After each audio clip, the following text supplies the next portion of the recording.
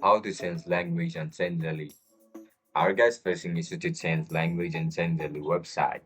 If that's so, then this video might help you out. Without further ado, let's dive into the video. First of all, open Chrome on your laptop or mobile devices. Once you open the Chrome, log in and search for Changelly website. As soon as you enter the website, log in into your account with your registered email and password.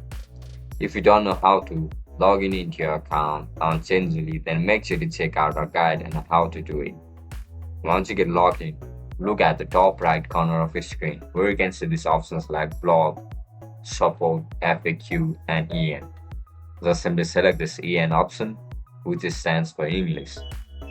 After you click on it, you'll be provided with multiple language options like Spanish, Dutch, Portuguese, Brazilian. Select the one according to your preference.